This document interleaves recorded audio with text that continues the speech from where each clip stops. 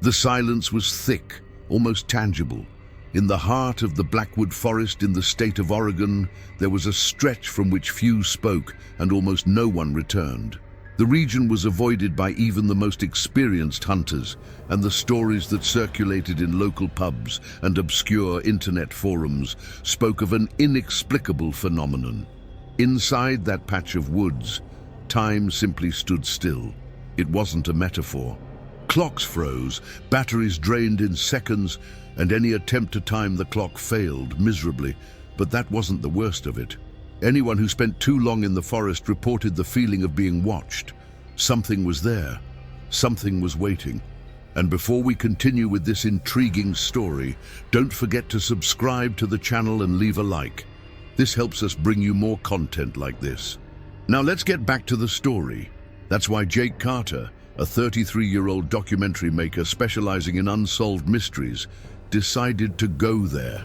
For him, this wasn't just another folklore story, but an opportunity to discover something that no one else had been able to explain. He wasn't alone. Naomi Price, his girlfriend and photographer, insisted on accompanying him, as did his younger brother Dylan Carter, a skeptical physics student who wanted to prove that it was all just a collective illusion. The team was completed by Jonas Reyes, a local guide who knew the forest better than anyone, and who, from the outset, made it clear that he didn't think the idea was a good choice.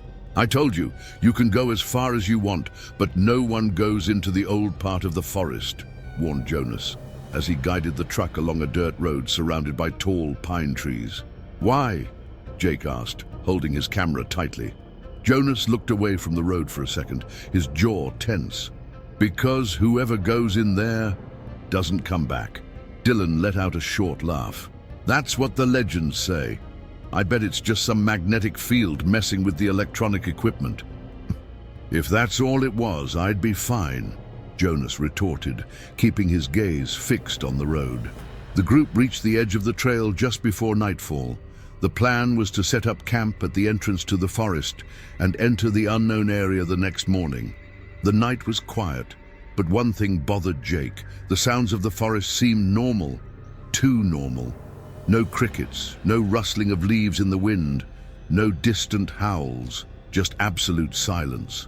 When the sun rose, they set off down the trail. At first it seemed like an ordinary walk, dense trees, dry leaves crunching underfoot, and humidity in the air. But then, as they progressed, something strange happened. Dylan was the first to notice. "My cell phone died. I had 80% battery." Naomi looked at her own phone and frowned. "Mine too." Jake pulled out his wristwatch. The hands were frozen at 8:47. He then checked his camera, but the screen flickered and went out completely. "This is insane," he muttered. Jonas stopped and gripped the machete he was carrying tightly around his waist. His eyes scanned his surroundings. "From here on in, we're on our own." That's when Naomi pointed to the ground, her voice trembling slightly. "Do you see that?" Everyone looked where she was pointing. There were footprints on the ground, but they weren't human footprints. The marks were deep, with sharp claws, and strangely, they seemed to come out of nowhere, as if the creature that had left them had simply appeared there. Jake felt a shiver run up his spine. "We're not alone here." A pop came from the dense woods to the right. Something or someone was watching them. The pop in the woods made everyone freeze in place. Jonas was the first to move, bringing his hand to the machete strapped to his waist, his eyes scanning his surroundings with fierce attention. Jake felt his heart racing. Naomi gripped the strap of her backpack tightly, her eyes wide. Dylan, despite his skepticism, swallowed. "It could be a deer or a bear," he muttered, more to convince himself than the others. Jonas let out a humorless laugh. "If it was a bear, I'd be more relaxed." The forest seemed to hold its breath, as if waiting for their next move. Time was no longer a factor. Their cell phones were dead. Their watches were frozen. The only thing still moving forward was the growing feeling that they were being watched. Jake activated the backup camera, an old model that ran on a lithium battery, and tried to record, but the screen flickered and turned off. "This doesn't make sense," he muttered. Naomi pulled her coat closer around her body, even though the weather wasn't cold. "Can you feel it? The air. It's heavy." Dylan looked around, frowning. The vegetation had changed. They looked around, and he was right. The forest no longer looked the same. The trees were more twisted, the branches intertwining at the top, forming a kind of dome. The sunlight filtered through in a strange way, as if the day itself was fading. That's when Jonas stopped abruptly and raised his hand. Quiet. Silence fell over the group. All that could be heard was the controlled breathing of each of them, and a sound, a pop, then another, close, and then a whisper, low, almost imperceptible, but it was there. "What the hell was that?" Naomi hissed, fear evident in her voice. Jake grabbed her arm. "I don't know." Jonas squeezed the handle of the machete. "Let's back off. Now." But before they could take the first step back, the smell came. It was a putrid, damp smell of something rotting. A smell that invaded the nostrils, sticky, almost palpable, and then the sound came, a dry click, followed by harsh, drawn-out breathing. Something was behind them. Jake didn't think. He grabbed Naomi by the arm and pulled her to run. Jonas did the same with Dylan. They launched themselves into the woods, dodging branches and roots, but the thing followed them. They could hear it, the heavy footsteps behind them crunching dry leaves, the rustle of trees bending at its presence. And then the voice came, low, guttural, a broken whisper that seemed to say, "You're mine." Terror exploded in Jake's chest. He ran faster. The sound of the thing's footsteps grew louder, closer, until Dylan tripped. He fell hard, a cry of pain escaping his throat, and then everything stopped. The sounds of the forest disappeared. Even their gasping breath seemed muffled, and in the clearing ahead, they saw it. The creature, tall, skeletal, grayish, translucent skin, glued to its bones. Deep, empty eyes, black as an endless pit. Its arms were long, ending in deformed fingers, claws as sharp as blades, and it was looking straight at them. Naomi stifled a scream. Jonas grabbed Dylan by the arm, pulling him back to the group, but no one moved. The creature tilted its head as if studying them. Time didn't seem to exist there. Jake's watch still read U847. They were trapped. The creature took a single step forward, and the air seemed to become solid around the group. Jake felt his lungs lock up as if he were underwater. His body didn't respond. Naomi trembled next to him, her eyes fixed on the skeletal figure that watched them with deep, empty eyes. Dylan, still on the ground, swallowed dryly, unable to move. Jonas held his machete, but even he seemed to know that the blade would make no difference against the thing. Time didn't exist. The hands on Jake's watch were still stopped at 8:47, but the creature wasn't frozen. It tilted its head, studying them with an almost sick interest. Then something worse happened. It smiled, not a human smile. Its thin lips stretched back, revealing a row of sharp, long, jagged teeth, as if they had been broken off and glued back together the wrong way. And then she spoke. "You are mine." The voice was a whisper, low and broken, as if the creature wasn't used to speaking. Jonas was the first to react. He grabbed Dylan and pulled him hard, forcing him to stand. "Run!" No one hesitated. They turned and shot through the woods, without a destination, without a plan, just running away from it.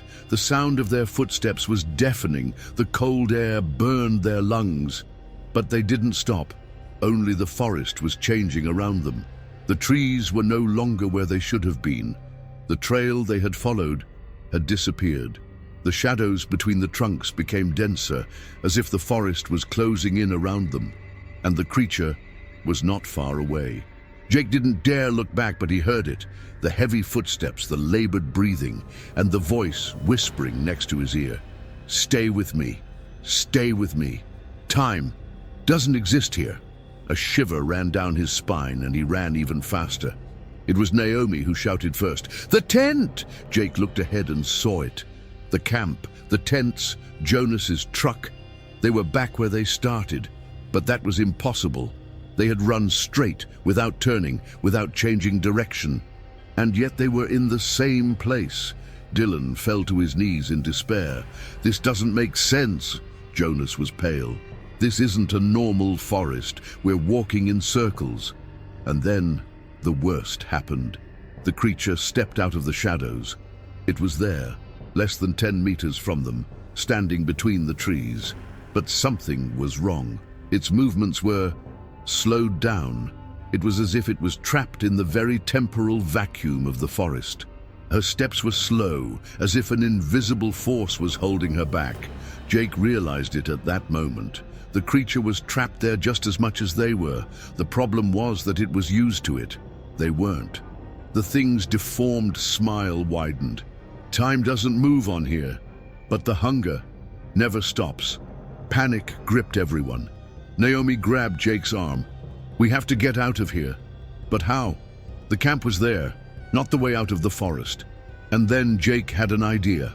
He looked at the clock, frozen at 8:47. If time was standing still, maybe there was a way to trick it. He turned to the others, his heart racing. If we want to get out of here, we need to break the cycle. Dylan frowned. How? Jake pulled his dead cell phone out of his pocket and thought quickly. If we're stuck in the same time, we need to do something that's never happened before. Something that changes the logic here. Jonas clenched his fists. What are you saying, Carter? Jake took a deep breath. We need to risk a path we've never taken, even if it seems impossible, even if it seems wrong. The creature began to move again. They had no choice. Jake looked at the one trail that hadn't existed before. It didn't make sense. It went in the wrong direction. But what if it was the only way out? He looked at the others and gave the command, "Follow me," without looking back, without stopping.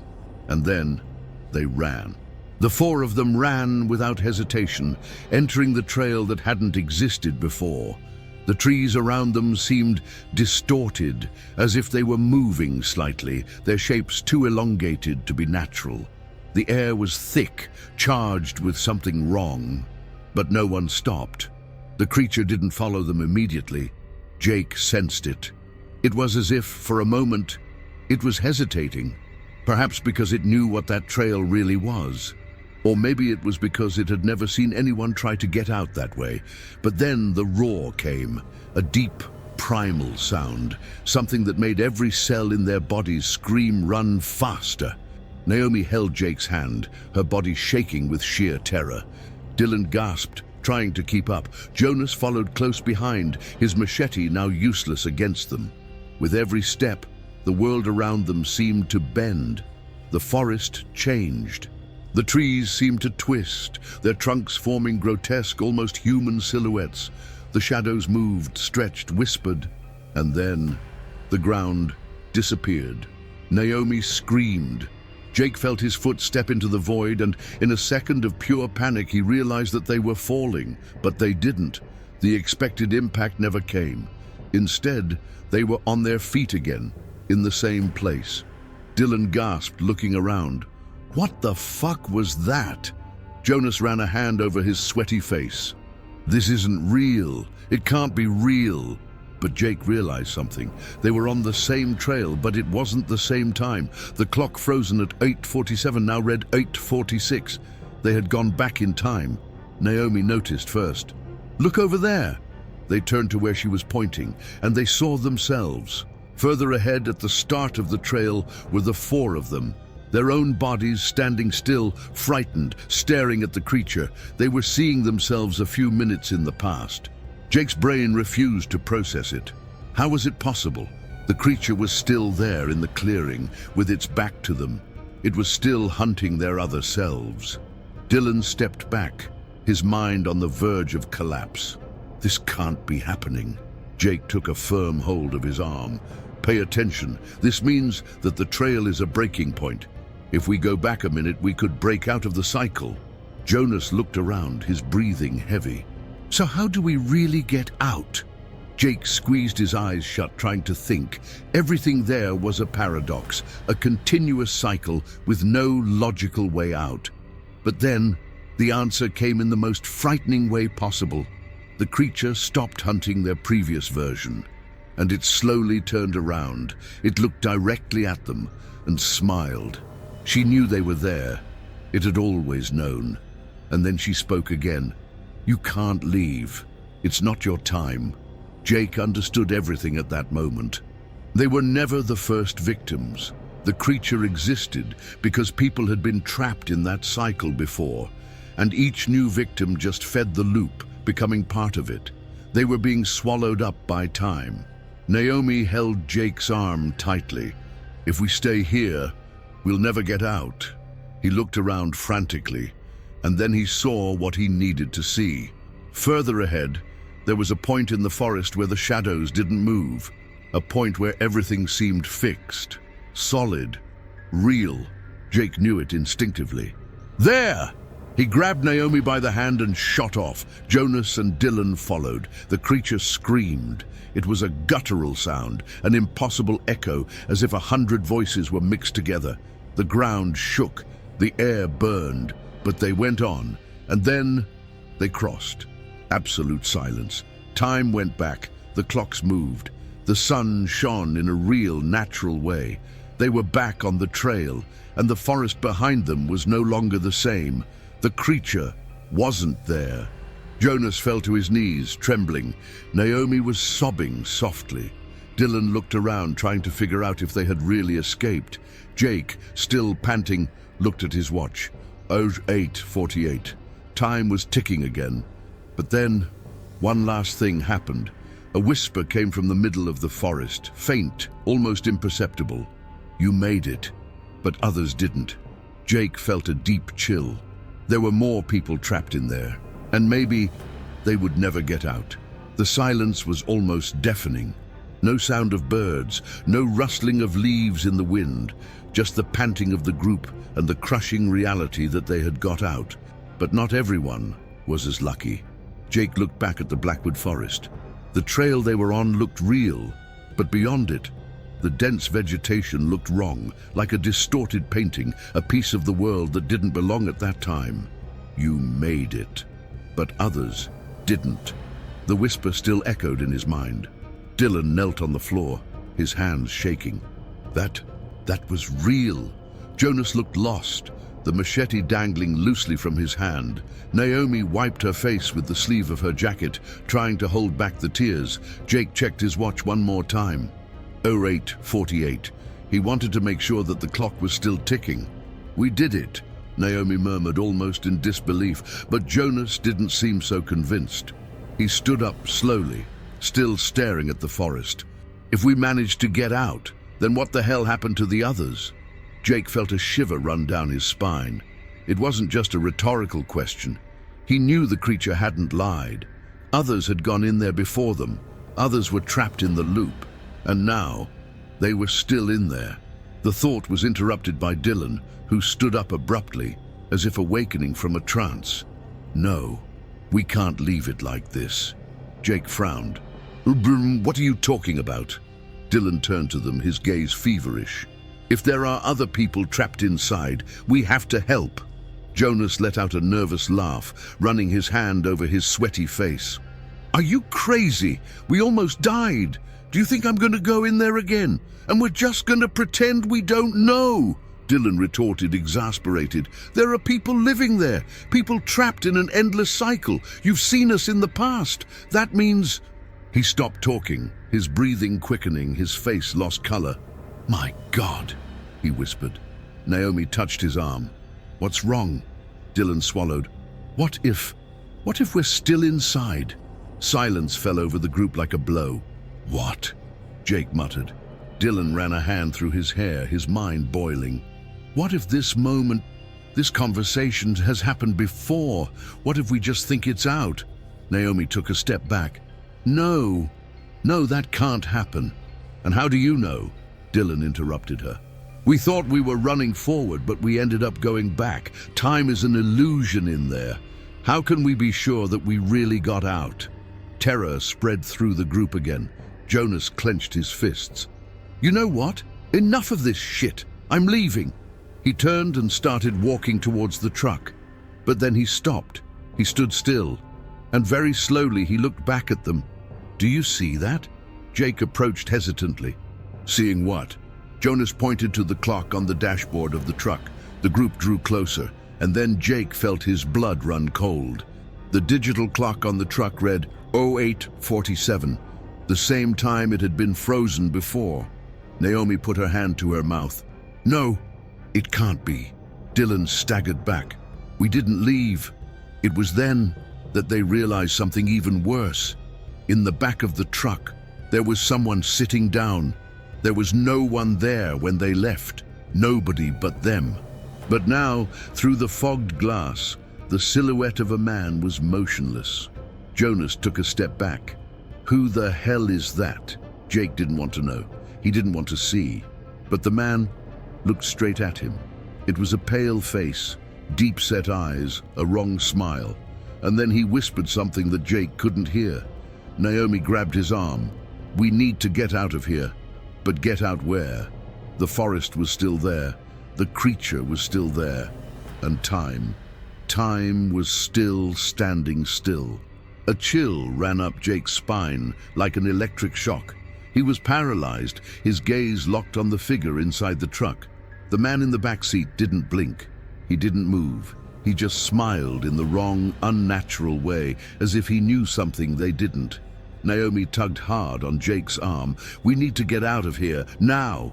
Dylan and Jonas were still mesmerized by the clock on the dashboard.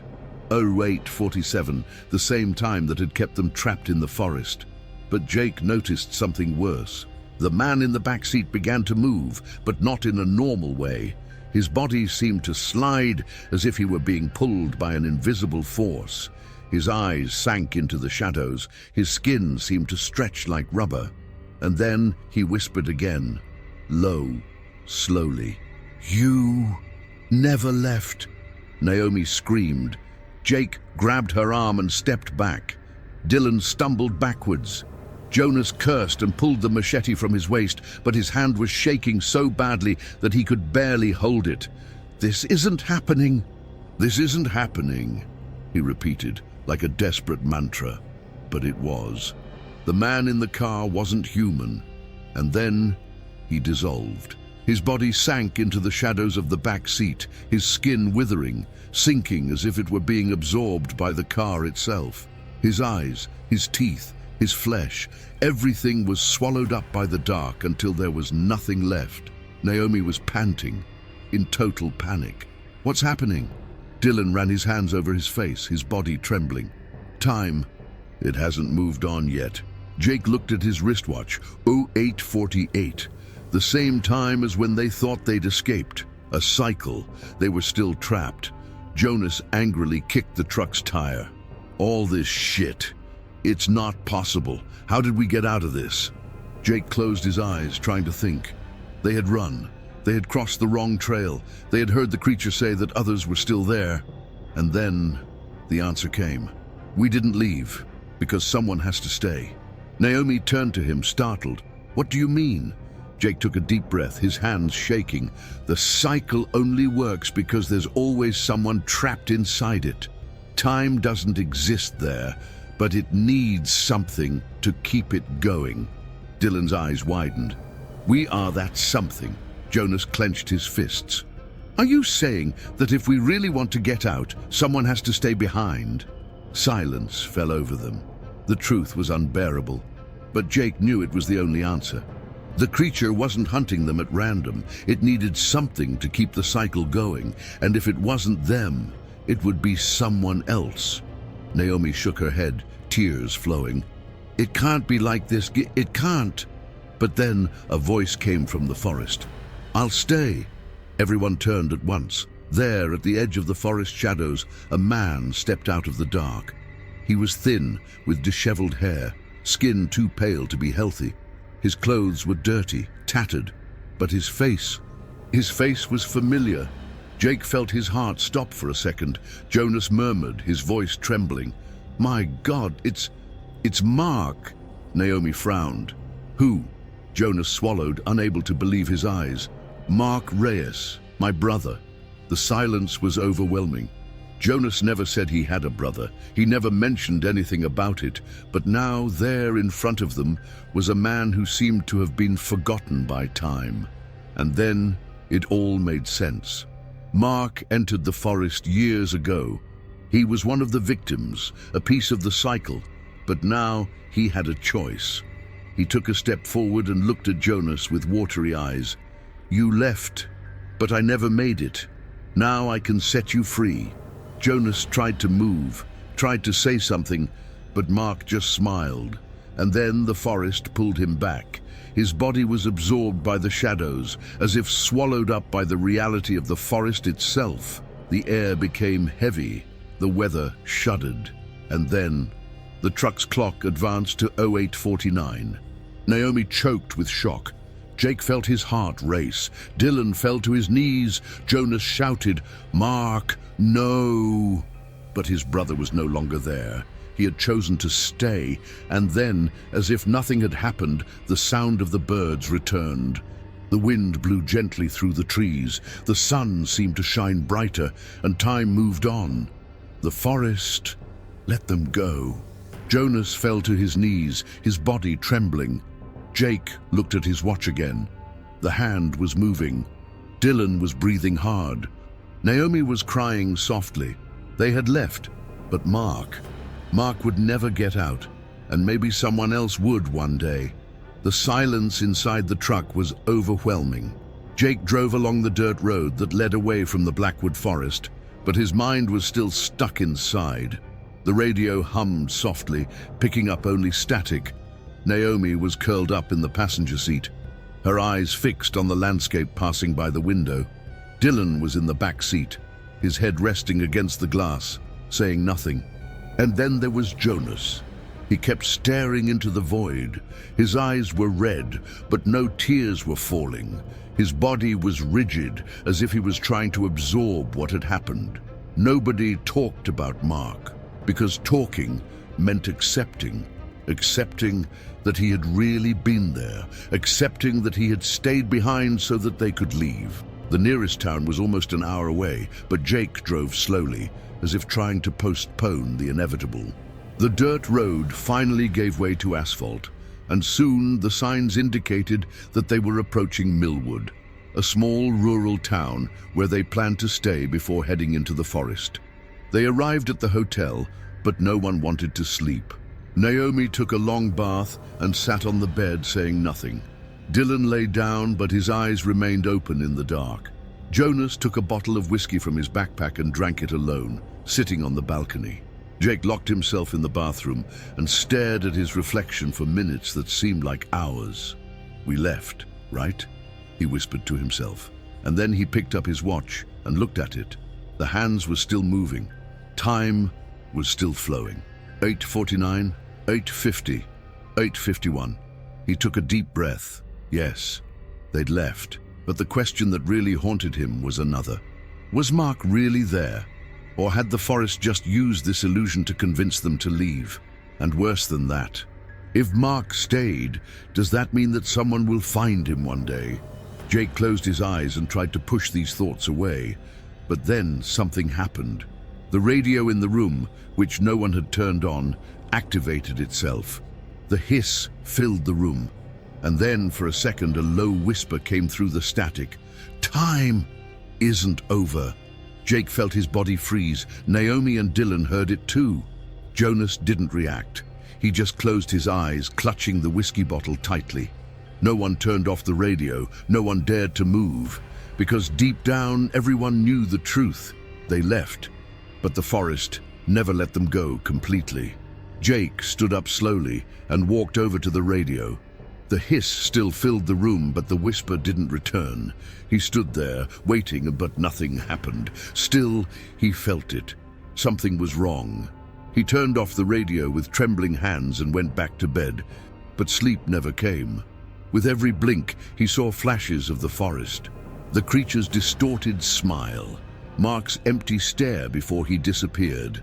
Time frozen at 08:47. Naomi turned over in bed next to him, mumbling something in her restless sleep. Dylan was also stirring in the bed next to her. Jonas was still on the balcony, staring at nothing. And then Jake realized the bottle of whiskey Jonas was holding had been half full when they arrived at the hotel. Now, it was exactly the same amount as before. Jake looked at his watch again. 08:47. His heart almost stopped. And then, from somewhere in the back of the room, a whisper echoed in the dark. "You never left." Jake took a deep breath and turned off the radio, but the weight of that experience would never leave him completely. They left the forest, yes, but what happened there could never be explained. No evidence, no recordings, nothing to prove that time had really stopped and that something had hunted them in that darkness. All they had was the memory and the certainty that Mark Reyes had stayed behind so that they could get out. The next day, Jonas didn't say a word. He just threw his things in the truck and drove off without looking back. Naomi and Dylan also decided to go their separate ways, without exchanging promises to keep in touch. Neither of them wanted to relive what had happened. It was better to forget, better to leave the forest and their secret buried. Jake tried to get on with his life. He moved to another city, got a new job, and never touched that mystery documentary project again. But sometimes, in the middle of the night, he would wake up panting, with the whisper still echoing in his mind. "You never left," but he ignored it. He would pick up his wristwatch, watch the hands advance, and repeat to himself until he believed it. Time is moving. Time is moving. Time is moving. What did you think of this outcome? Leave your opinion in the comments. We'd love to know what you think. And don't forget to subscribe to the channel and leave your like to support our work. See you in the next video.